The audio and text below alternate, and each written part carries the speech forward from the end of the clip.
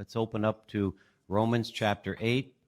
Let's examine these verses together, get the context of today's verse, and see how, again, the groaning will be turned into rejoicing. Romans chapter 8, let's begin at verse 18.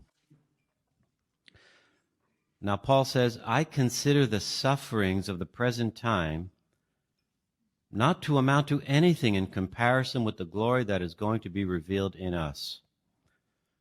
Now, Paul was not minimizing the sufferings that they had to undergo at that time as Christians.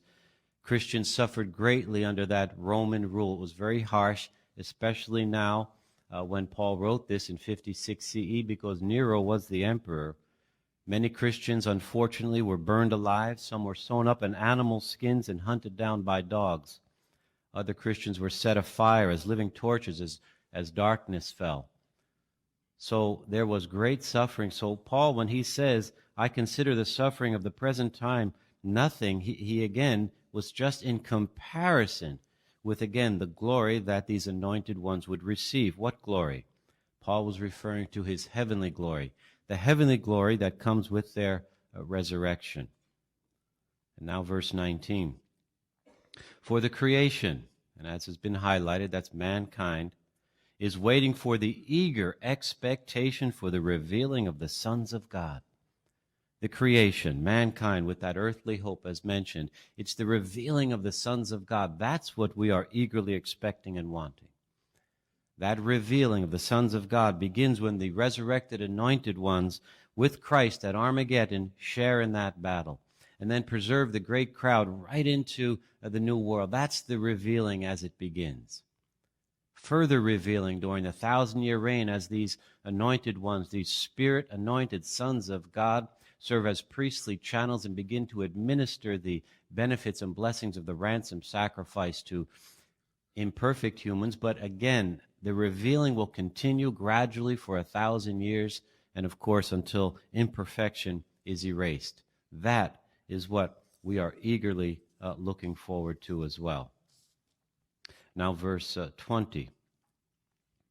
For the creation, that's mankind, was subjected to futility, not by its own will. Well, who did that subjecting? Well, that's Jehovah God. He subjected mankind to futility. When he declared the death sentence on Adam, it affected all mankind. There was no way that man could liberate themselves. You, me, no one from sin, suffering, death, frustration. Were subjected to futility. Not by our own will, as Paul says. No, Jehovah allowed Adam and Eve to have offspring, and we had no choice in the matter. So not by our will.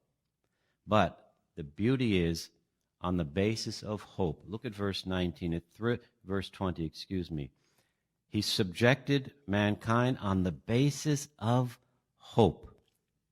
Jehovah God did that. What hope? What is our anchor? What is the hope that all of this was subjected under? What hope? It was Genesis 3:15. Genesis 3:15, the promise of that seed, provided a basis for hope that Jehovah God would never, ever abandon his original purpose for mankind. That's the eager expectation as well that we have. Now, verse 21. Now, verse 21 involves two distinct steps. Now, let's identify them and see how we benefit ultimately from verse 21. That the creation, again, mankind, itself will be set free from enslavement to corruption. Let's pause here just for a moment. This is step number one. First, we have to be set free from enslavement to corruption. You see, Adam, even in his perfection, had a corruptible body, true. But when he sinned, he came into enslavement to corruption. And he passed this enslavement to corruption. He passed this condition on to his offspring. Thus, the enslavement to corruption, that's what produces the disease, the aging, the sickness, the death. This is the condition that Jehovah God gradually reverses during the 1,000-year reign, that enslavement. So then at the end of the 1,000 years, we will have perfection.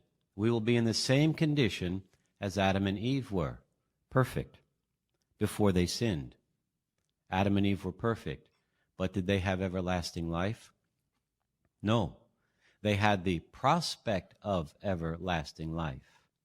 So eventually Jehovah God would have directed them to eat from the tree of life. Thus they would have had then the guarantee of everlasting life. So they were perfect, true. So what about us? Well, again, at the end of the 1,000 years, we will be perfect, just like Adam and Eve were. And then what? Well, let's find out. Step number 2, right there in verse 21, and have the glorious freedom of the children of God. So, what does that all mean? Well, there we are, perfect, at the end of the 1,000 years. Satan will be let loose for that decisive final test. The names of any who fail under that test will not be found written in the book of life. Those who prove loyal and who are integrity keepers, their names will be indelibly etched in that book of life as perfect integrity keepers, worthy of the right to have everlasting life on earth. And Jehovah himself then will declare them righteous as in the complete sense and adopt them as earthly sons of God, earthly sons. And they will enter then into the promised glorious freedom of the children of God. Now, it's interesting that our comments this morning in the text, it says that we will become permanent residents of the earthly paradise. Permanent. We're not permanent residents right now of the earth because we're temporary residents. We are in the antitypical festival of booths, so it's temporary. We're in a booth. So when do we leave our booth to become permanent residents of the earth? When do we leave our booth? What would you say? A, right after Armageddon. B, after the 1,000 years when we are perfect. C, when we pass the final test and are declared righteous for life. What's the answer? C. That's when we become permanent residents with everlasting life in view. So let's review. What have we learned? The sufferings of the present time, according to verse 18, amount to nothing. And we're not minimizing the sufferings that we face or our brothers face. They are serious. But in comparison to the experience when the glorified sons of God begin to fulfill their duties in behalf of mankind on earth, in behalf of you and me, it's nothing. So may our eager expectation of this event spur us on to be integrity keepers right down to Armageddon. Right into the 1,000-year reign, let's continue to be integrity keepers. And of course, may that eager expectation then propel us to be integrity keepers right past that final test.